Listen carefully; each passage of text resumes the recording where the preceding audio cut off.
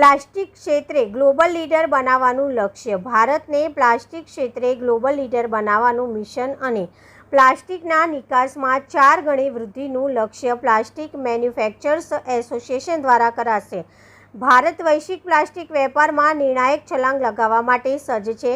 Make in India, make for the વર્લ્ડના vision હેઠળ all India plastic manufacturers association AIPMએ આગામી 3 વર્ષમાં પ્લાસ્ટિક ફિનિશ્ડ પ્રોડક્ટ્સની નિકાસ 4 ગણી વધારવા માટે એક મહત્વાકાંક્ષી વ્યૂહરચના જાહેર કરી છે અને જેની માહિતી તેઓએ પત્રકારો સમક્ષ રજૂ કરી હતી.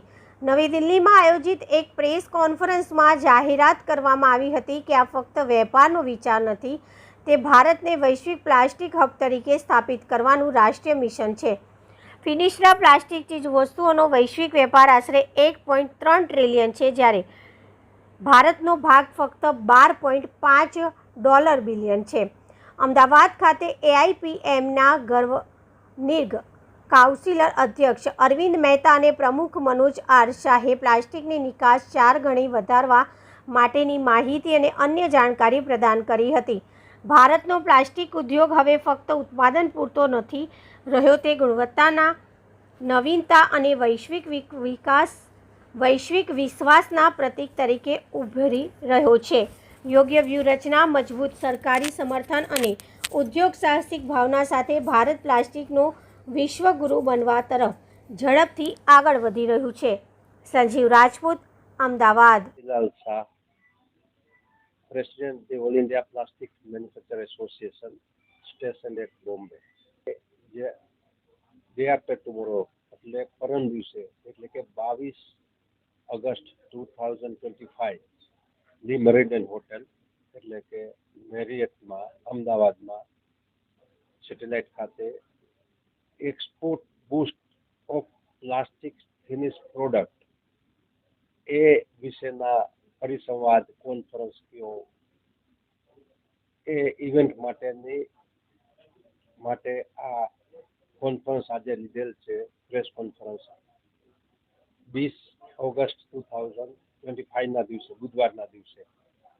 તો હિન્દુસ્તાનમાંથી હમણાં જે અરુણભાઈએ કીધેલું એમ ડિટેલ્સમાં ઘણી બધી ચીજો લગભગ 20 કન્ટ્રીમાં ફિનિશ પ્લાસ્ટિકની છે, 20 કન્ટ્રીમાં એક્સપોર્ટ છે. એમાં આપણો જે શેર છે બધા બીજા કન્ટ્રીની સામે એ જરા એલાર્મિંગ છે. એમાં આપણે ઘણું બધું સારું કામ કરી અને એ પર્સન્ટેજ શેર વધારી શકીએ અને એ પર્સન્ટેજ શેર વધે તો આપણી ભારતનું જે રિઝર્વ ફોરેક્સ રિઝર્વ છે $1 બિલિયન 700+ છે, એમાં વધારો 5 થી 7% થઈ શકે. એના માટેના અમારા સંસ્થા that is all India plastic manufacture association એ સંસ્થા દ્વારા જે સ્ટડી કરેલો અને એ સ્ટડીનો ફેક્ટ એન્ડ ફિગર સાથેનો જે રિપોર્ટ છે આટલી બધી બુકોમાં કરેલો છે. ફ્યુચરમાં તે પેનડ્રાઈવમાં બી કરશું અને એ જાગૃતતા લાવી તમારા બધા પત્રકારો થકી, મીડિયા થકી, ટીવી ચેનલ થકી જેટલું એનો વ્યાપ વધે એટલે અવેરનેસ આવે છે જ, પણ વધારે અવેરનેસ આવે અને આમાંથી થોડું સમજી ડેટા સાથે સાયન્ટિફિક વે અને જો એક્સપોર્ટ વધે તો it is very good for India. Because જે નરેન્દ્ર મોદી સાહેબનું વિઝન છે make in India for India and rest of the world, એમાં આપણે 2 કદમ આગળ ચાલી શકીએ. તો એ અવેરનેસ માટેનો મેઇન પર્પઝ, મેઇન ઉદ્દેશ્ય, મેઇન હેતુ આ પ્રેસ કોન્ફરન્સનો રહેલો છે. તો 22મી બી એ વિશેની બધી વિગતવાર વાત થશે. ઘણા બધા પ્લાસ્ટિકવાળા બી મળશે. તે દિવસે બી આપ આવી શકીને કોઈ બી જે ઇન્ડસ્ટ્રીવાળા જુદી ક્ષેત્રમાંથી એનો બી આપ એમની પાસેથી થોડી માહિતી લઈ શકો અને વ્યાપ સારી રીતે પ્રચારણ કરી શકો. મારું નામ અરવિંદ મહેતા છે અને હું ગવર્નિંગ કાઉન્સિલનો ચેરમેન છું અને જે આ એક્સપોર્ટ સેલ છે એ બી એનો બી ચેરમેન છું. કારણ કે શું છે કે આખું સ્ટડીને બધું માર્ગદર્શન હેઠળ કરવામાં આવેલું છે. હવે જે અત્યારના એક્સપોર્ટ આપણો જે છે એ 12.5 બિલિયન જ છે જે અત્યારના વર્લ્ડમાં જે થાય છે. અહીંની જે કેપેસિટી છે એ આનાથી અનેક ગણી છે આપણી પાસે લોકલ, પણ અહીંયા લોકલના સંતોષ માર્કેટના હિસાબે આપણે એક્સપોર્ટ ઉપર ધ્યાન પ્રમાણમાં ઓછું જાય છે. જે માણસો એક્સપોર્ટ કરે છે, હું નથી, કોઈ નથી કરતું, ઘણા કરે છે, પણ એમાં જ આપણે ફોકસ નથી આપેલું. અને અમારો ધ્યેય એ જ છે કે આમાં ફોકસ વધે અને અત્યારના જેટલો આપણો શેર છે અત્યારે 12.5 બિલિયનનો, એ અમે 50 બિલિયન કરવા માંગીએ છીએ. આ જાતનું તમને કહી શકાય.